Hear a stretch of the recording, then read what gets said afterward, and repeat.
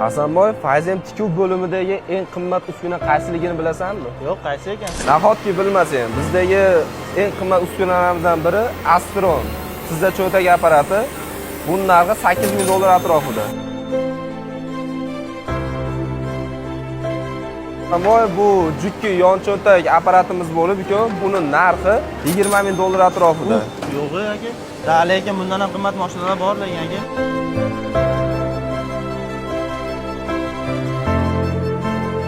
Bu apparatimiz Oris apparati bo'lib, yon cho'ntak tikishga moslashgan Fayzem tikuv bo'limidagi eng qimmat uskunalarimizdan biri. Lekin bilasanmi, bundan ham qimmat yana bir narsa bor. Nima ekan? Boshliqning mashinasimi? Yo'q, bular Fayzem oilasi.